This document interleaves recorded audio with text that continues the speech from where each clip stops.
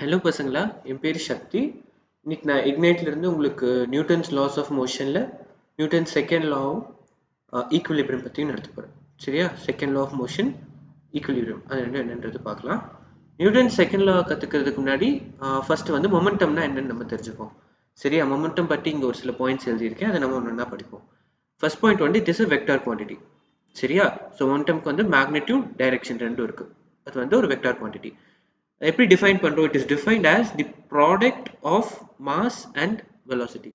So momentum வந்து பின்னு denote பண்ணுவோம், மாஸ் இன்டூ வெலாசிட்டி. இதான் வந்து இதோட ஃபார்முலா. எஸ் யூனிட் எப்படி கண்டுபிடிக்கலாம்? யூனிட்ஸ் அண்ட் டைமென்ஷன்ஸ் நீங்கள் கற்றுருப்பீங்க இல்லையா? மாஸ் வந்து கேஜி இல்லை எஸ் யூனிட், ஸோ வெலாசிட்டி வந்து மீட்டர் பர் செகண்ட். ஸோ இதோட யூனிட் வந்து KG into metre per second, KG metre per second எழுதுவோம். It is denoted by P. சரி, அந்த போல்ட் லெட்டர்ன்றது வந்து இது ஒரு வெக்டார், அதனால அது வந்து நம்ம போல்ட் லெட்டர்ல இங்க டினோட் பண்றோம். That is P is equal to m into v. So where P is momentum vector, m is mass of the body, v is velocity vector. புரிஞ்சிருச்சா இது வரைக்கும்? ஸோ மொமெண்டம்ன்றது ஒரு வெக்டார் குவான்டிட்டி. எப்படி டிஃபைன் பண்றோம்னா mass into velocity. ஓகேவா? So P V இங்க ரெண்டு vectors இருக்கு இல்லையா? P வந்து மொமெண்டம், வெலாசிட்டி வந்து ஒரு வெக்டார் குவான்டிட்டி. ஓகேவா? நெக்ஸ்ட் வந்து ஒரு கொஸ்டின் இருக்கு. ஃபர்ஸ்ட் இந்த கொஸ்டினை லைன் பை லைன் படிப்போம். Find the momentum of a ball of mass 5 kg moving with a velocity of 20 meter per second. சரி, என்ன கேட்குறாங்க? மொமெண்டம் கண்டுபிடிக்கணும். எதோட மொமெண்டம்? ஒரு பாலோட momentum of mass 5 kg. Mass கொடுத்துட்டாங்க, வெலாசிட்டி வந்து 20 meter per second. So momentum வந்து P is equal to mass into velocity. கரெக்டா? ஸோ இப்போ வந்து P கண்டுபிடிக்கணும். is equal to mass வந்து எவ்வளவு கொடுத்திருக்காங்க? 5 kg. 5 kg, velocity வந்து 20 meter per second. 20 meter per second. so P என்ன கிடைக்குது நம்மளுக்கு? 5 into 20 என்ன? 100 இல்லையா? so 100 kg meter per second. இதான் வந்து மொமெண்டமோட வேல்யூ. கிளியரா? சிம்பிள் தான் இல்லையா? நம்ம கொடுத்திருக்க வேல்யூ அப்படியே அந்த ஃபார்முலா சப்ஸ்டிட்யூட் பண்ணி ஆன்சர் கண்டுபிடிக்கிறோம். ஸோ மாஸ் இன்டு வெலாசிட்டி தான் மொமெண்டம். நெக்ஸ்ட் கொஸ்டின் வந்து ஓகே, இந்த கொஸ்டின் என்ன கேட்குறாங்க? பால் of mass 2 kg has velocity 2i cap plus 3j cap minus 8k cap. சரி, போன இதில் வந்து நம்மளுக்கு 20 மீட்டர் per செகண்ட்னு கொடுத்துருக்காங்க. ஆனால் இங்கே வந்து வெக்டார் ஃபார்மில் கொடுக்குறாங்க இல்லையா? இது வந்து எஸ்ஐ யூனிட்ல தான் எல்லாமே இருக்கு. ஸோ இப்போ வந்து நம்மளுக்கு மொமெண்டம் வெக்டார் கண்டுபிடிக்க சொல்றாங்க. ஸோ வெக்டார் ஃபார்ம்ல வெலாசிட்டி கொடுத்துருந்தா நீங்க வந்து வெக்டார்ல தான் உங்களுக்கு மொமெண்டம் வரும் இல்லையா? ஒரு ஸ்கேலர் இன்டு வெக்டார் வந்து ஒரு வெக்டார் தான் இல்லையா? மாஸ் வந்து ஸ்கேலர். ஸோ மொமெண்டம் எப்படி? P வெக்டார் இப்படி நோட் பண்றேன். மாஸ் வந்து 2 kg இல்லையா? ஃபர்ஸ்ட் ஃபார்முலா எழுதுறேன், mass into velocity vector. So 2 into velocity vector எவ்வளோ? 2i cap plus 3j cap minus 8k cap. ஓகேவா? ஸோ யூனிட்ஸ் வந்து அதே தான், இல்லை எஸ் யூனிட்னு சொன்னேன் இல்லையா? KG meter per second. 2 into 2i cap plus 3j cap minus 8k cap எப்படி பண்ணுவோம்? ஸோ ஒன்றும் நம்ம ரிலே பண்ணுவோம் இல்லையா? வெக்டாரில் நீங்கள் இதை படிச்சிருப்பீங்க. 2 into 2 4i cap, 2 into 3 6j cap, 2 into minus 8 இல்லையா? So minus 16k cap kg meter per second. இதுதான் வந்து மொமெண்டம் வெக்டார்.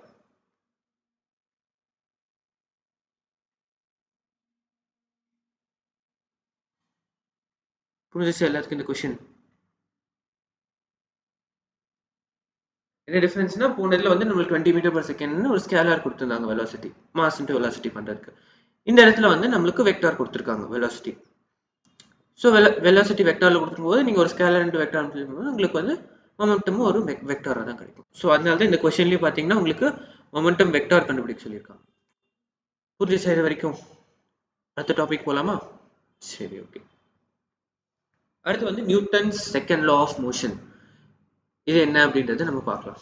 ஃபர்ஸ்ட் இந்த ஸ்டேட்மெண்ட்டை படிப்போம். என்ன ஸ்டேட்மெண்ட்?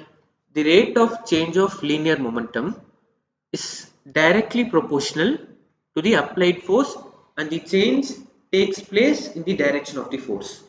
சரி, இதுல வந்து நம்ம பார்ட் பார்த்தா பிரிப்போம். Rate of change of linear momentum கொடுத்துருக்காங்க. அதாவது லீனியர் மொமெண்டம் ஓட சேஞ்ச் டிவைடட் பை டைம், அதான் ரேட் கொடுக்கும் இல்லையா. ரேட்னா something divided by time. Rate of change of linear momentum. Linear momentum அதாவது இந்த மொமெண்டம் தான் நம்ம லீனியர் மொமெண்டம் இங்க சொல்றோம். So rate of change of linear மொமெண்டம்னா final momentum minus initial momentum divided by time. எந்த டைம்ல அந்த சேஞ்ச் நடக்குது அதுதான் வந்து rate of change of linear momentum. Is directly proportional to, it's directly proportional to the applied force. ஓகேவா. அந்த change takes place in the direction of the force. எந்த டைரக்ஷன்லயோ அந்த டைரக்ஷன்ல தான் அந்த சேஞ்ச் நடக்கும் இல்லையா.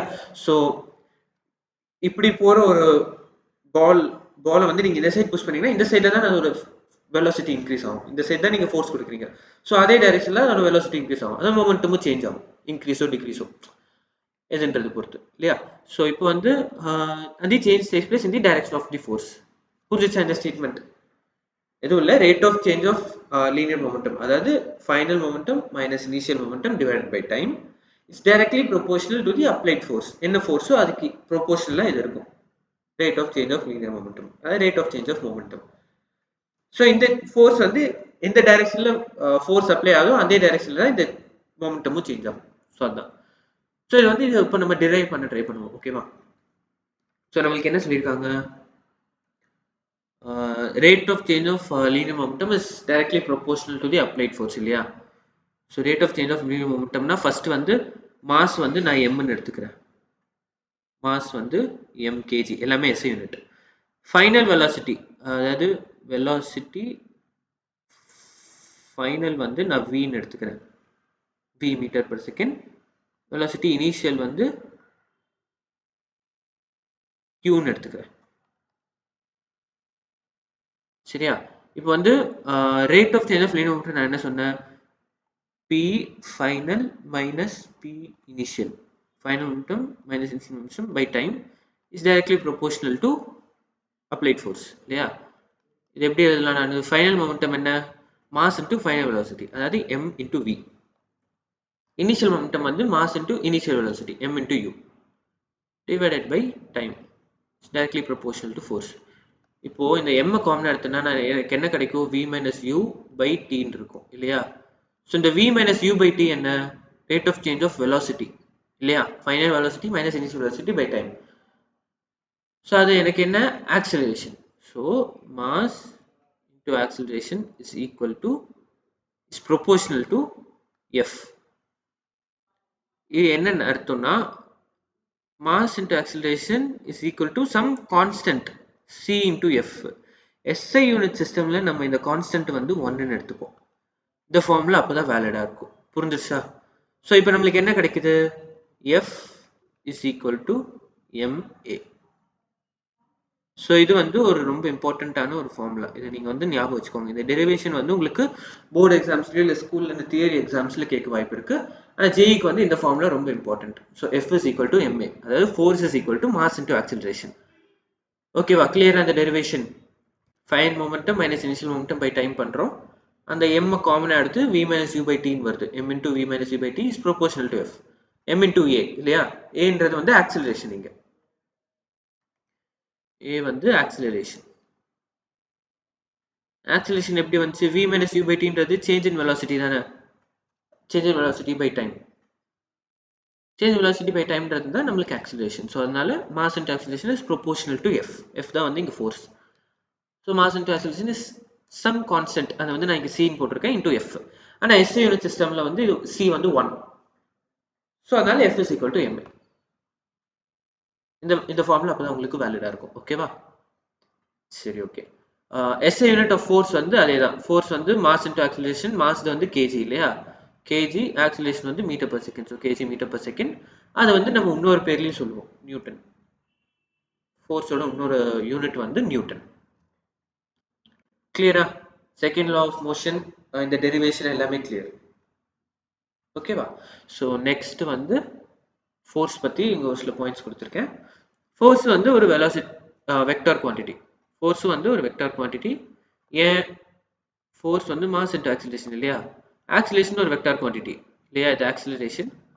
மாஸ் ஒரு scalar. So scalar into vector என்ன கிடைக்கும், எப்பயுமே ஒரு வெக்டார் குவாண்டிட்டி தான்.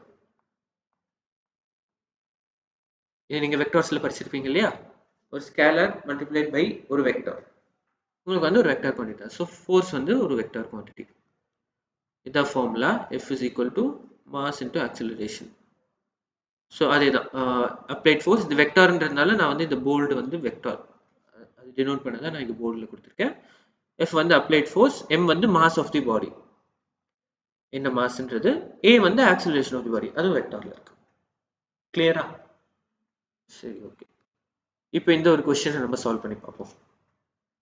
கொஸ்டின் என்ன கேட்குறாங்க, the velocity of a body of mass 5 kg changes from 2 meter per second to 10 meter per second in 2 seconds. சரி, ஓகே. என்ன சொல்றாங்க, the velocity of a body of mass வந்து 5 kg changes from 2 meter per second ல இருந்து 10 meter per second ஆகுது. எவ்வளோ டைம்ல ஆகுது, 2 செகண்ட்ஸ்ல ஆகுது. சரியா? ஸோ நம்மளுக்கு டைம் கிடைச்சிருச்சு, ஃபைனல் வெலாசிட்டி இனிஷியல் வெலாசிட்டி ரெண்டுமே கொடுத்துருக்காங்க, மாஸும் கொடுத்துருக்காங்க. இல்லாமல் ஃபோர்ஸ் அப்ளைட் ஆன் தி பாடி எவ்வளோன்னு கேட்குறாங்க. ஈஸி தானே. ஸோ ஃபோர்ஸ் நான் என்ன சொன்னேன், மாஸ் இன்டூ ஆக்சிலரேஷன். ஆக்சிலரேஷன் நம்ம எப்படி எழுதலாம், final velocity minus initial velocity by time இல்லையா. ஸோ இதில் அப்படியே அந்த வேல்யூ சப்ஸ்டியூட் பண்ணுங்க. Force is equal to mass வந்து எவ்வளோ 5 kg, எல்லாமே எஸ் யூனிட்ல. ஸோ ஃபைனல் ஆன்சர் வந்து ஏன்னா KG metre per second second எல்லாமே S unit. So final answer வந்து நியூட்டன்ல வரும், அதாவது KG metre per second square இல்லையா. So 5 into V minus U by T. V என்ன, final velocity. So 10 minus 2 initial velocity 2 by T, T வந்து 2 seconds. என்ன வருது, 5 இன்டூ 8 பை 2 இல்லையா. ஸோ அது வந்து 4. 5 இன்டூ 4 எவ்வளோ, 20 நியூட்டன். கிளியரா எல்லாத்துக்கும். ஸோ ஃபோர்ஸ் வந்து இங்கே வந்து என்ன கிடைக்குது, 20 நியூட்டன் கிடைக்குது. எஸ் யூனிட் தான். அதை வந்து கேஜி மீட்டர் பர் செகண்ட் கூட எழுதலாம், மீட்டர் பர் செகண்ட் ஸ்கொயர்னு கூட எழுதலாம். ஆப்ஷனில் எப்படி கேட்டிருக்காங்களோ அதுபடி நீங்கள் எழுதலாம். ஓகேவா? இதே இது யூனிட்ஸ் அண்ட் டைமென்ஷன்ஸ் யூஸ் பண்ணி உங்களுக்கு ஆன்சர் வந்து சிஜிஎஸ் சிஸ்டமில் மாற்ற சொல்லலாம். இது வந்து 20 KG metre per second square இல்லையா. ஸோ அதே இதை நீங்கள் சிஜிஎஸ்க்கு மாற்றினீங்கன்னா, இப்போ பாருங்கள் நான் உங்களுக்கு பண்ணி காட்டுறேன். எஸ்ஐலேருந்து சிஜிஎஸ் இல்லையா. So 20 kg meter per second square, இது வந்து எவ்வளோ gram centimetre per second square பார்க்கணும் இல்லையா. So 20 kg into meter by second square இல்லையா. So into 1000 grams by 1 kg into 100 centimeter by 1 meter இல்லையா. ஸோ இந்த மீட்டர் கேஜி கேன்சல் ஆயிரும். நம்மளுக்கு என்ன இருக்குது, 20 into 10 power 1 2 3 4 5 இல்லையா. 20 into 10 to the power 5 gram centimeter per second square. ஓகேவா. இது வந்து நீங்க யூனிட் எப்படி இருக்குன்றதை பொறுத்து ஆப்ஷன்ல நீங்க மாத்திக்கலாம். சரியா, ஓகே. நெக்ஸ்ட் கொஸ்டின் போவோம். இந்த கொஸ்டின் என்ன சொல்றாங்க, ball of mass 2 kg has an acceleration 3 i cap plus 4 j cap. சரி, ஓகே. இப்போ வந்து நம்மளுக்கு ஆக்சிலரேஷன் வந்து வெக்டார்ஸ் மாதிரி கொடுத்துருக்காங்க, i cap j cap formula. 3 i cap plus 4 j cap meter per second square. Find the magnitude of the force ன்னு கேட்குறாங்க. So force வந்து உங்களுக்கு வெக்டாராக கிடைக்கும் இல்லையா. நான் உங்களுக்கு அந்த ஃபார்முலா என்ன காட்டினேன், force vector is equal to mass into acceleration vector.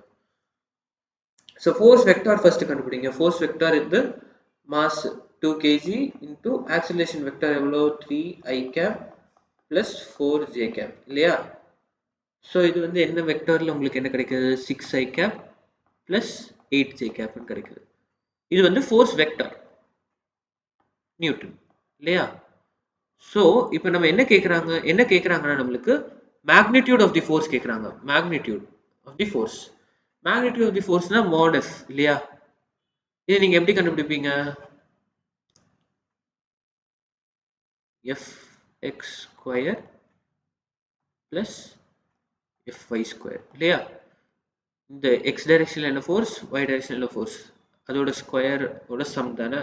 அதை ஸ்கொயர் ரூட் எடுத்தீங்கனாலும் உங்களுக்கு மாடுலஸ் கிடைக்கும். ஸோ இப்போ என்ன கிடைக்குது, 6 ஸ்கொயர் பிளஸ் 8 ஸ்கொயரோட ஸ்கொயர் ரூட், அதான் வந்து மேக்னிடியூட்.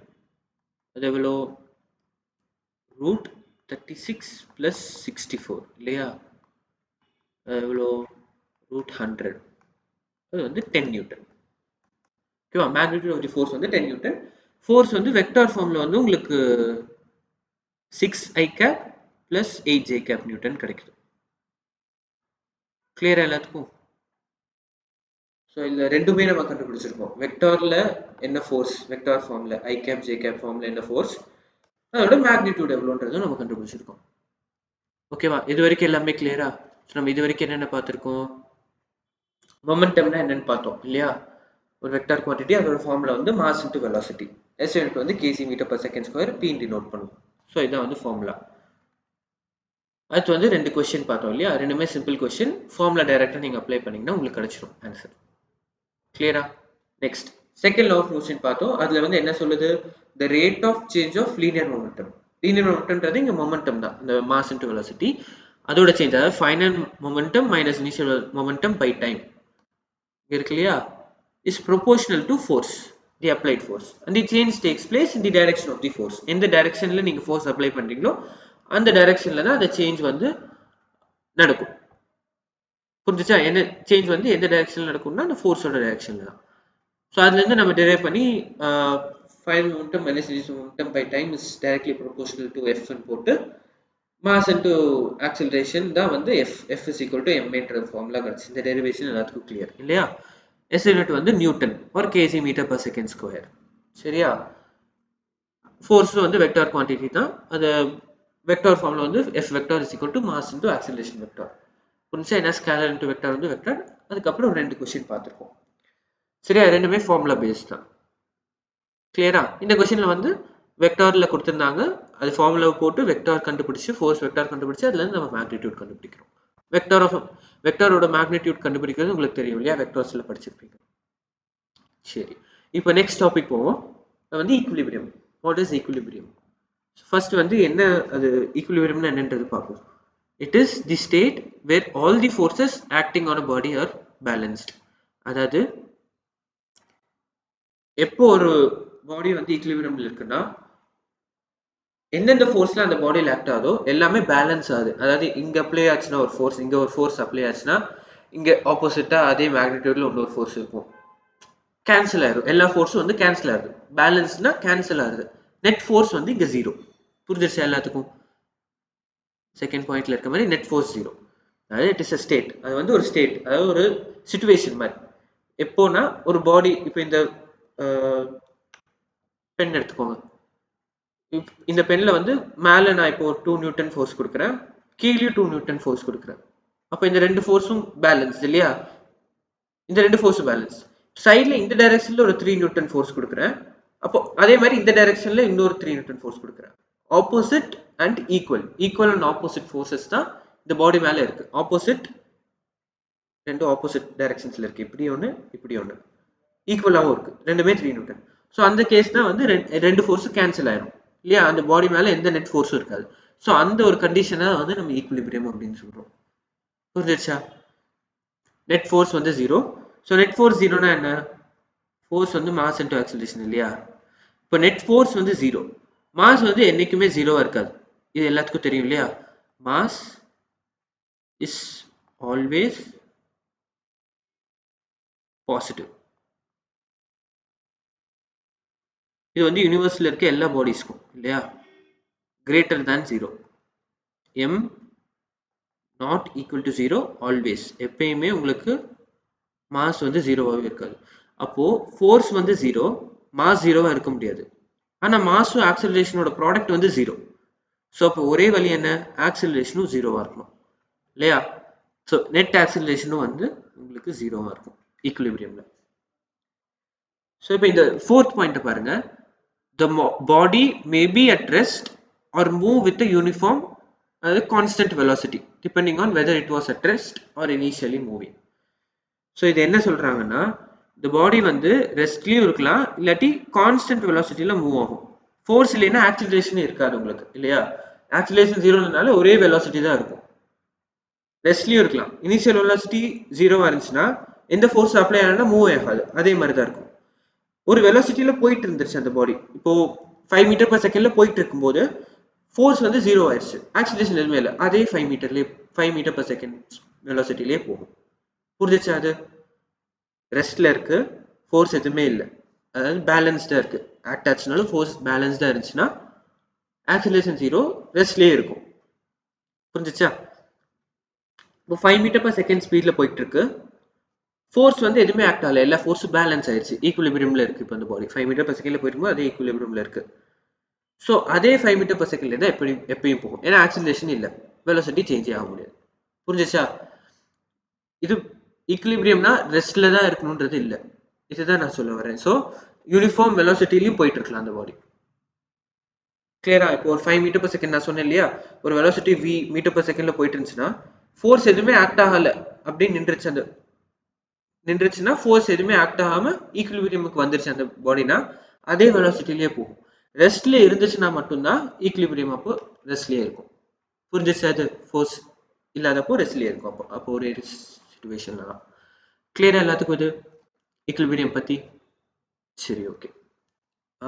இந்த வீடியோவில் வந்து இந்த 2 டாபிக் மட்டும் நம்ம கவர் பண்ணியிருக்கோம், நியூட்டன்ஸ் செகண்ட் லா ஆஃப் மோஷனும் ஈக்குலிபிரியமும்.